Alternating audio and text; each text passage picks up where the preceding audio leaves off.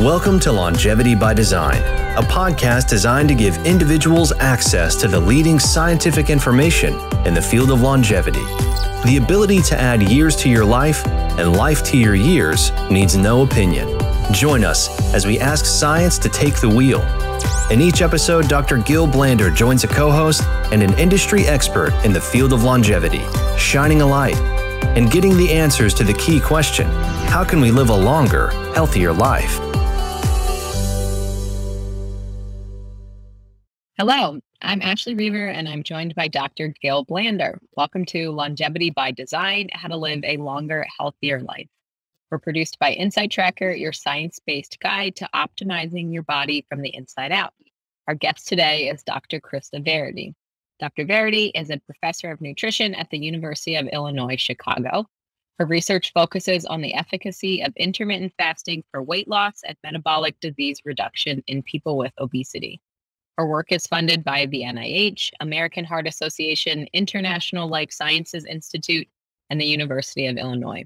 She's published over 100 publications on the topic and is also the co-author of the book, The Every Other Day Diet. Thank you so much for being here with us today. Great. Thanks so much for having me. So, Krista, it's a great pleasure to have you, and specifically to have someone that doing a caloric restriction in human. Because we had a lot of guests that done it in mice and yeast and worms and other organisms. But at the end of the day, all of us worried about ourselves and want to know whether caloric restriction is working for us. So it will be, in my opinion, a very interesting discussion. But I would like to start with your background a bit and ask you a question about what drove you to become a scientist, and specifically what drove you to study caloric restriction in humans? In all honesty, I started out, I was doing a PhD in kind of like cholesterol metabolism, looking at more like lipid metrics, that type of thing. And this might sound bad, but the reason I really wanted to go into caloric restriction and weight loss studies was because I noticed how easy it was to recruit subjects versus doing things for lipid lowering.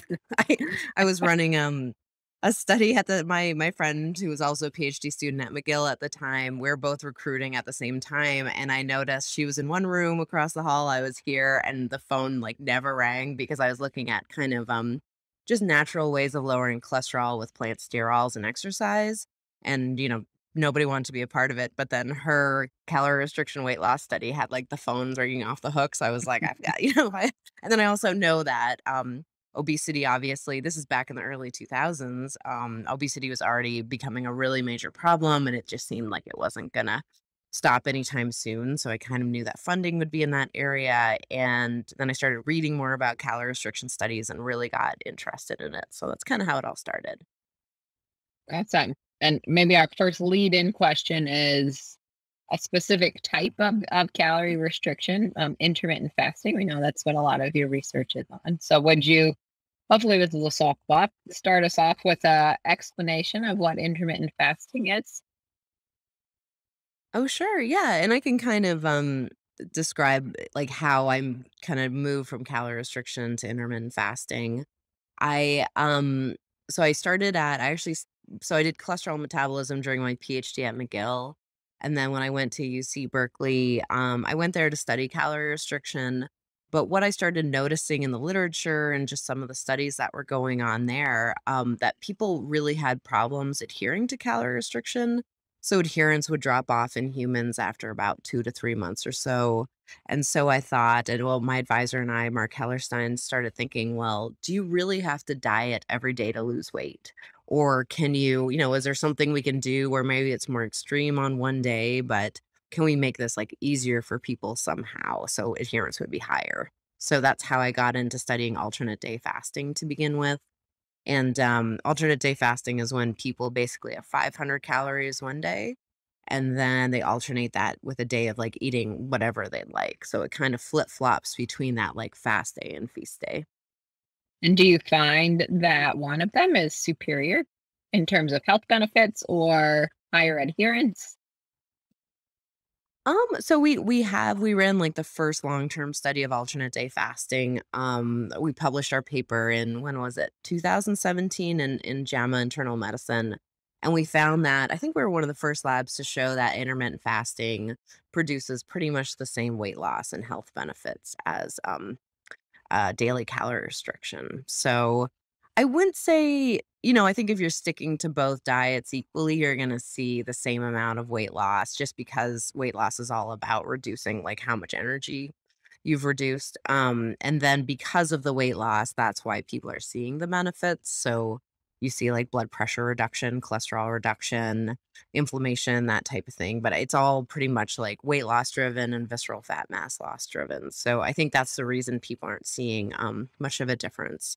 And there's been so many review articles about it at this point. In fact, I think there's like 6 times more reviews we looked at it than actual studies looking at like comparing intermittent fasting to calorie restriction. It's just like people just jumped on it.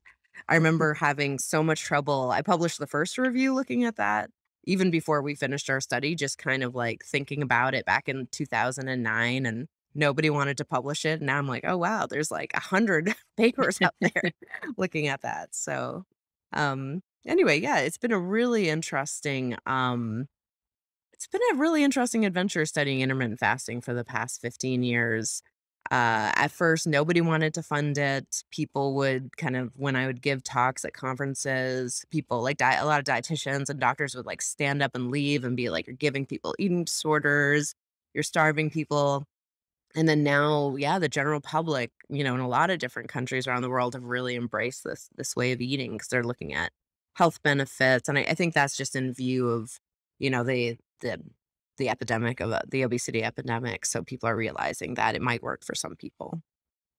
So I have a lot of follow-up question. It's a fascinating subject. So maybe the first one is, if someone would like to start and do caloric restriction or intermittent fasting, what would you recommend to him or her? What is easier, or is it a specific one that is better for a specific gender, or is it a specific one that better for a specific age? Or can you a bit elaborate about that? What should a user that would like to start doing it, what should he consider in order to start doing it?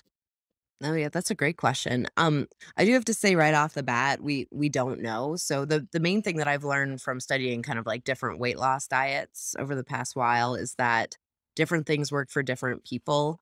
Intermittent fasting isn't better than calorie restriction in general, but certain people I think are just naturally better at calorie restriction. Maybe they're better at like tracking things.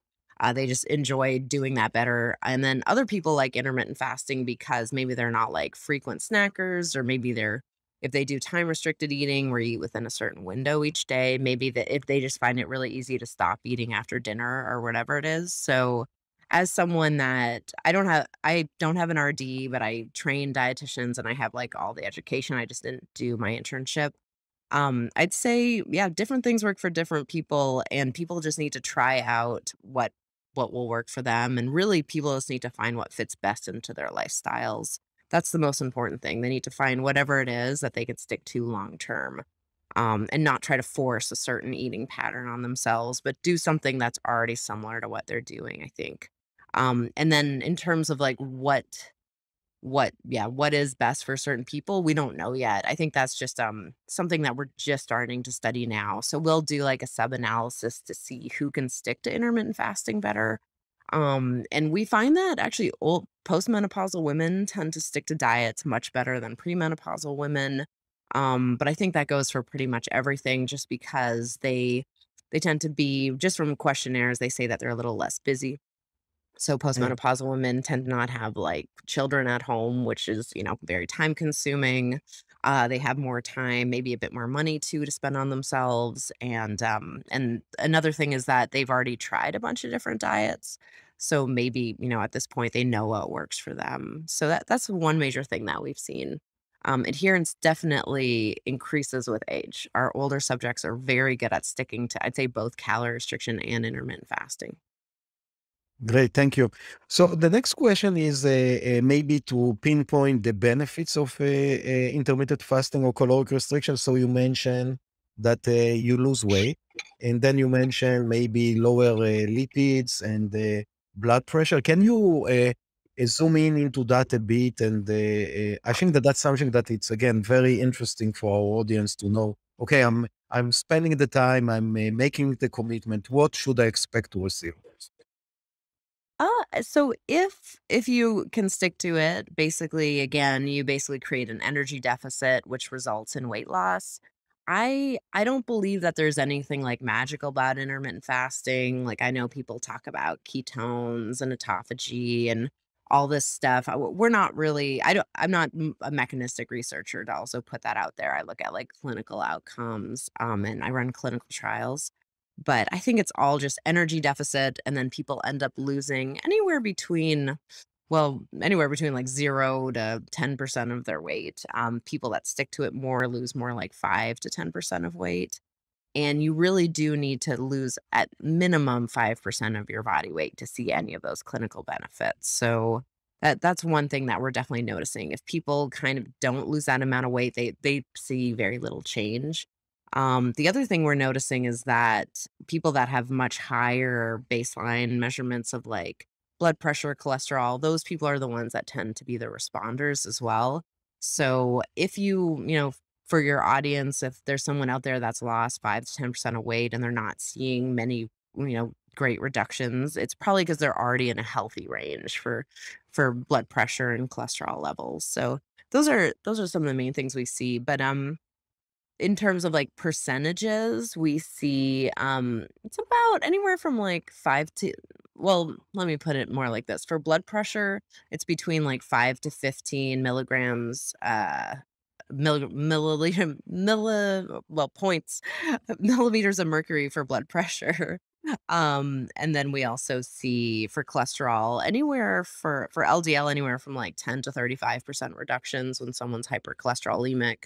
And then the other thing that changes a lot is triglycerides. So within the same range, about 10 to 40% for triglycerides. And very little effect on HDL cholesterol, which is the basically the good cholesterol that tends to raise, but more so with exercise than anything else. Any effect that you've seen on the fasting blood glucose, or you don't see any effect on that? We see nothing on blood glucose, but we do see pretty dramatic reductions in fasting insulin and insulin resistance, and then increases in insulin sensitivity.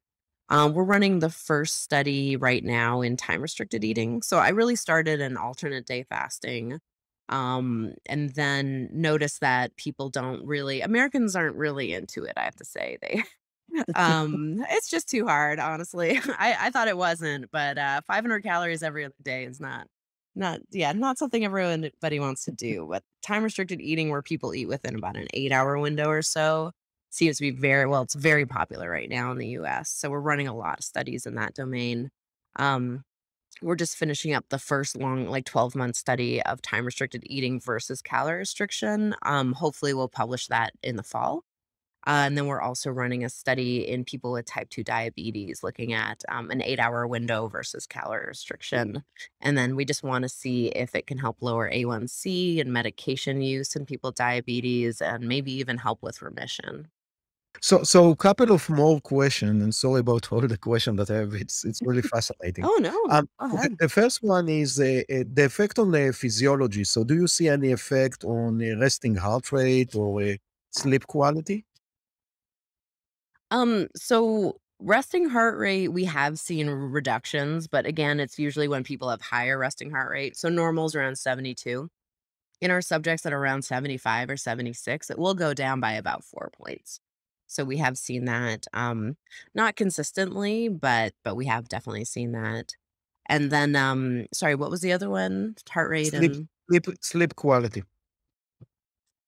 sleep quality, we've only measured it so far using questionnaires, and we haven't seen much of a change. But I do have to say most of the subjects in our studies have been fairly healthy sleepers at baseline. So we haven't had many people with sleep apnea, or just kind of, we use like the Pittsburgh sleep quality index to measure that. So we haven't seen much of a change there, but I believe that uh, Blondine Leferrer at Columbia is running like a really comprehensive time restricted eating sleep study right now. So I think that will answer a lot of those questions because I think she's putting like Acti watches and all the kind of like fancier monitors on people to see if it really does help. Well, okay, the next question is about the feeding time. So, as you said, it's usually 18 or 16:8 or 68. Yeah. 18:6. The question is if someone decided to eat only 2 hours a day, or I don't know if you've done it or anyone else done it, but is there an additional benefit if you cut the feeding time to only 2 hours, or 1 hour, or 4 hours? Yeah. So we have done 4 hours. So we've done 4 hours, 6 hours, and 8 hours. We compared 4 versus 6 hours, and we published that paper. When was it? I think 2020 in Cell Metabolism. If anyone's interested in reading it, and we did find we found no difference between 4 to 6 hours. People ended up cutting out by eating within a 4 to 6 hour window. People cut out about 550 calories per day. Whereas if people do the more typical, like 8 hours, they end up only cutting out around 300 calories per day. So I think over the long term, people would lose more weight with the shorter windows. I just think they're a little hard to stick to. That study was only like 2 months, like the 4 hour one. But at the same time, I know that it's like really popular in Silicon Valley. There's a lot of people, following that, a lot of like kind of tech people that are really into these very short eating windows, like one meal a day. And it seems like a lot of those people can stick to it and they're kind of reaping health benefits and they say they can concentrate more. So, maybe it's something for certain people. All right, next one. You mentioned lipids, and it's great that, that was your original area of focus. And for the beneficial effects on lipid markers like LDL that you see, is it without weight loss? Do you still see those benefits, or is it mostly driven by weight loss?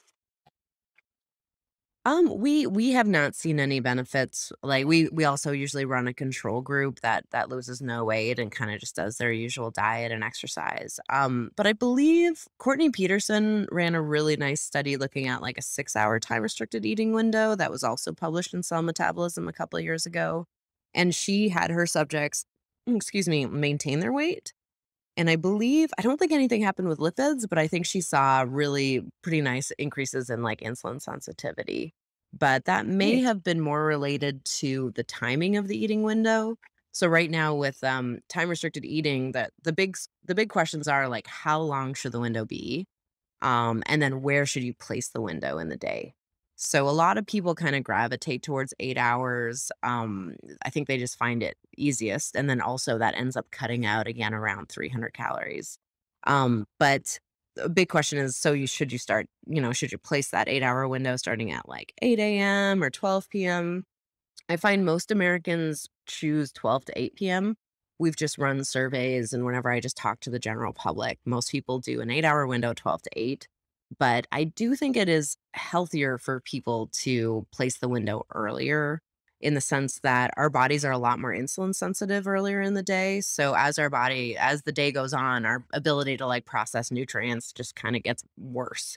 So if load up your calories earlier in the day, it's better. And that's been associated with like better increases in insulin sensitivity, and better decreases in like fasting insulin, etc. But at the same time, I don't think anyone's going to do that because if you start eating at 8 a.m., that means you have to stop at 4 p.m., which means that you can't like eat with your family every night. So, I could talk forever about this, but I actually don't really agree with a lot of the animal studies in this area because the things, what they're having the animals do is, yeah, a lot of the time it's like early eating windows. And then also the thing that they're not like accounting for, and this is why I think a lot of the animal studies don't really translate to what we're seeing in humans, is because the animals are like perfectly adherent because they have no choice. Whereas Yeah. humans, and like I've run a lot of like year-long trials at this point, and people stop adhering by about 2 to 3 months.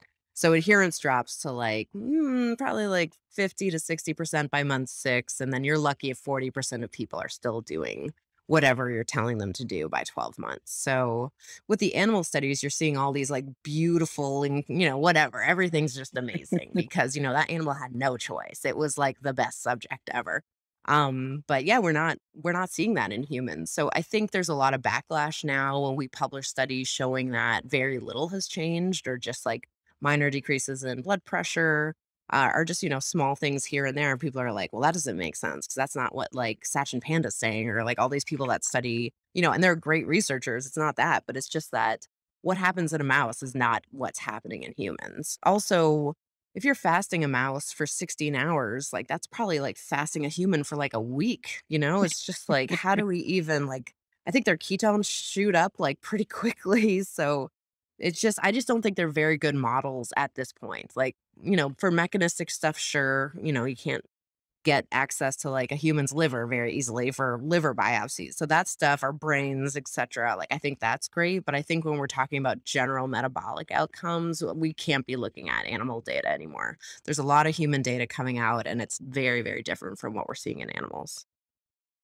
So yeah, so it's interesting that you mentioned the difference between the human data and the animal data. And one of the outcome that they see in animal data is autophagy. And a lot of excitement and buzz today is connected to autophagy. And as much as I understood from your research, you haven't seen that. But can you describe a bit what do you see about this subject? Yeah, so the first thing I always want to point out is that we actually can't measure autophagy in humans yet. So there's no way to measure it. People, when it is measured, it's just like surrogate markers looking at gene expression, like genes involved in it. But we can measure it in rodents, and most of the studies looking at autophagy with calorie restriction or fasting is like in yeast and worms. And I think there's a few studies in rodents. To my knowledge, they haven't really seen any changes in autophagy in humans, like just looking at gene expression. But definitely in yeast and worms, I think there was like a Nobel Prize winning study a couple of years ago, where they did see really dramatic increases in autophagy after kind of short term fasting. But I don't feel comfortable really saying if that translates to humans because I really don't know. And I don't think we have any evidence to show that just yet. I think it makes sense that it does, like when our bodies, I think the beautiful thing about fasting is that the whole point of it is to give your body a break. So we're constantly bombarding our bodies with nutrients and food, and then our body has to work to process the nutrients and store it and put it away or excrete it. But with fasting, you're giving your bodies, whatever, 16, 20 hours a day to just like rest and then kind of like look inward on itself and then find, dysfunctional cell components and break those down and recycle them. And that's really what autophagy is. So yeah, I'm sure it is happening. We just haven't, it just hasn't been measured in humans yet. I think those are important points for the masses just to remember that because it happened in yeast does not mean it Yeah. is the same in humans. I feel like I'm just constantly inundated with studies of look what happened here. I'm like, that's not a person. I know, I know. We just published a paper looking at the effect of intermittent fasting on reproductive hormones because there's a lot of Mm. questions about fasting, like kind of messing up fertility or just concerns about that, which makes sense. And everyone is always quoting this one study in rats. And I saw the study when it came out, whatever, 5 years ago. But I was like, oh, these are like 3 month old rats, which is equivalent to like a 9-year-old female. I was like, of course, if you have a 9-year-old female doing like really extreme fasting, yes, that will mess up puberty. Like, so people, I don't know. I think people just like get whatever it is from a study and then just run with it. And then, it's immediately all over like Reddit and everything. But basically, what happens with fasting is what you'd expect. People eat less, so they lose weight. And then if they have high levels of blood pressure or whatever, that stuff will go down with weight loss. But nothing too surprising. But for me, I think the beauty of it is that it's a different option for people. People that don't Mhm. want to do daily calorie restriction, there's something else that just involves like watching the clock instead of like writing stuff down in a food record or MyFitnessPal or something. So hopefully it will help people. Yeah. And to piggyback off of that paper you just mentioned for reproductive hormones, Um, can you give us a quick summary on that? I think that's a really Oh big, yeah. interesting topic for a lot of people too. Oh sure. Yeah. So we're just about to publish it in Nutrients. I just got like the proofs today. So it should come out, I think, in the next week or two. So Nice. what we found, and there's not many studies, so we only took studies that were either in males or females. Nothing that combined them just because obviously hormones are pretty different in males and females. And what we found is that again, I have to say the caveat of this is that there's like 4 studies in men and maybe like 3 studies in women. So we're not dealing with like a lot of data, but it does tend to decrease androgens, and androgens Hmm. are like testosterone, um, DHES, that type of thing. So, and this was noted by, I think pretty early on, maybe like 10 years ago, even by Grant Tinsley's group. He studies a lot of time restricted eating in athletes. And one thing that he was consistently noticing for when he was testing out hormones is that testosterone did go down, with just a bit. I think it was by like 10 or 15% or so. And then, but interestingly, it didn't affect muscle mass or strength because these were like resistance trained athletes. So they ended up losing a bit of fat mass, maintaining their lean mass. But seeing these kind of minor decreases in testosterone. So we noticed that in pretty much every single study. And then in women, it also decreases androgens a little bit. So our conclusion was that, oh, it might actually be really good for women that have hyper and androgenism. Is that how I say it? Yeah. Yeah. It's funny. It's a word that I've only ever written. I'm like, yeah, I guess that's how you say it. Hyperandrogenism. Women with PCOS, polycystic ovarian Mhm. syndrome, have higher levels of testosterone. So, I think our next big study will be to see if time restricted eating can actually help kind of modify the hormones to get to get testosterone to go down. And then this other major hormone called sex hormone binding globulin, which is like a carrier of testosterone, to increase. And when you level those out, it really helps with all the kind of like symptoms and clinical features of PCOS. Yeah, very Interesting. interesting. Oh, sorry. Ashley. We said the same thing. What's On that? that Sorry. piggybacking, Gil and I just said the same thing at the same time. We've been doing a lot of these. On muscle loss, is there a best strategy to like avoid muscle loss if you're trying to maintain muscle while also doing intermittent fasting, or is it being resistance trained in general is the best protection kind of against it? Oh yeah, that's another great question. So yeah, basically when someone loses weight with either intermittent fasting or calorie restriction, 75% of that weight loss, so just basically with like most dieting, 75% of that weight loss is fat mass and about 25% is lean mass. And then it's the same for both of those. But the way to kind of maintain lean mass is by resistance training, and then also consuming a higher protein diet has been shown in some studies too to help maintain lean mass. But your body is literally getting smaller, so it makes sense that all of it is kind of getting smaller together. That's kind of what I like to tell people, because people obviously get pretty freaked out, particularly our older participants, about losing lean mass. One of the big questions though is intermittent fasting safe in people over like 65 or 70? Just because lean mass tends to go down a lot. After about 65 or 70. So we don't want to exacerbate that. But there's not many studies looking at kind of older populations yet. So we don't really know if it's safe for that group of people. Sure. So speaking about older people or maybe longevity, which is my most exciting subject, I'm coming from a lab that researched the serotonin family of deacetylizers. And there is a lot of buzz about caloric restriction and serotonin, and also NAD level, because NAD is the activator of serotonin. Do you have any data about it in human? And if yes, what the data showing?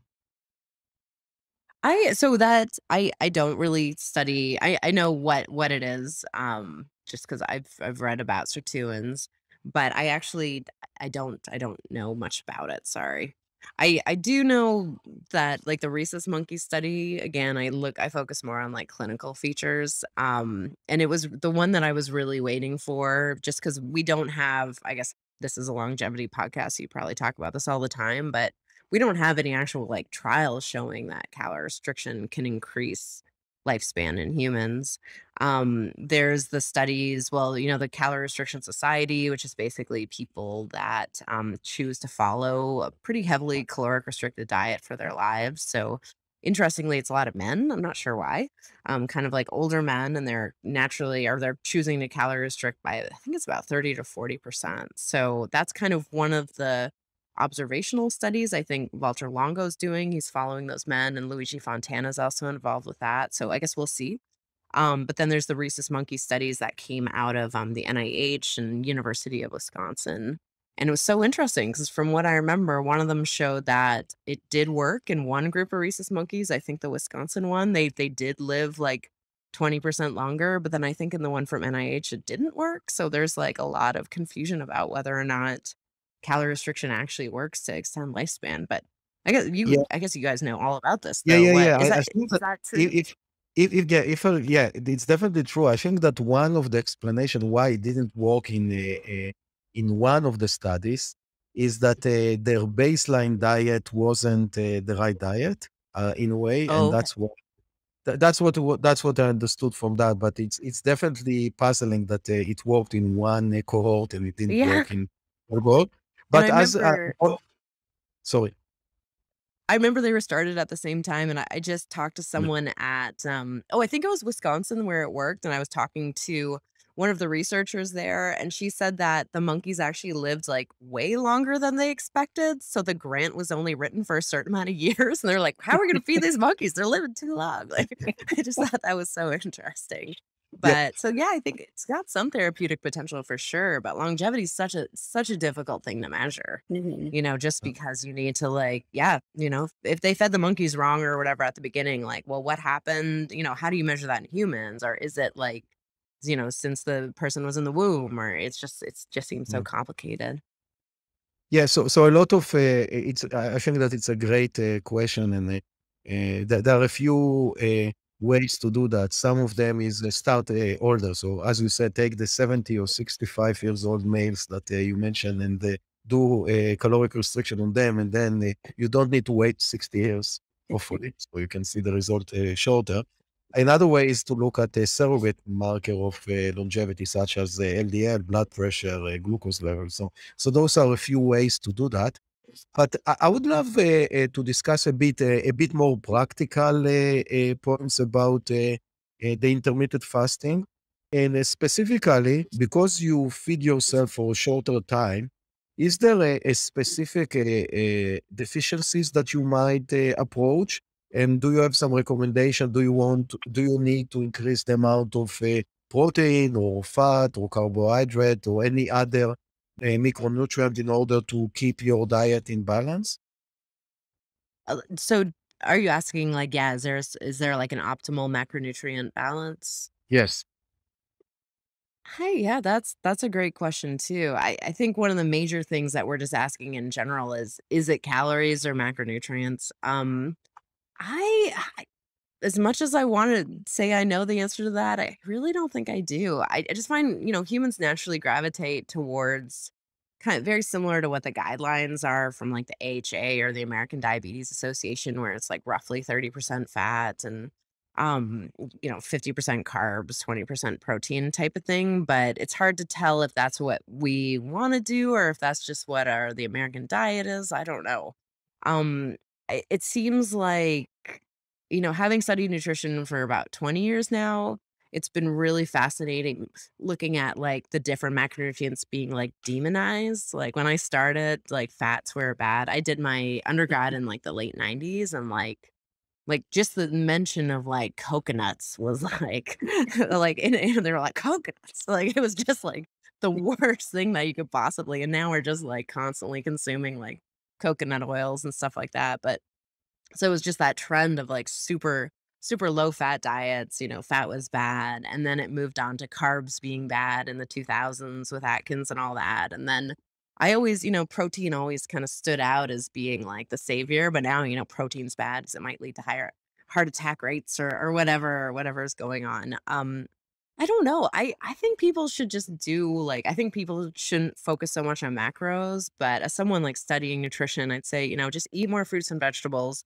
That seems to have a definite link. Have less processed foods and, less meat. Red meat in particular seems to be pretty highly associated with like colorectal cancer and heart Mhm. disease and that type of thing. But I don't know if people should focus so much on macros. I'm just not seeing any convincing evidence for like a 25% protein diet or like the Atkins 20 grams a day of carbs. In fact, a lot of people, it does seem kind of unhealthy to do that. So I don't know. Yeah, the answer is I really don't know. I met Kevin Hall, who's a researcher at the NIH. He studies all different types of diets and things like that and does mathematical modeling for weight loss. And I just asked him, I was like, so do you think macros are important? And he's like, well, only in the context of like appetite. And I think both of us agree that, if you're having a really carb centric or, if you're eating a lot of fat and carbs, then with less protein, that might make you hungrier.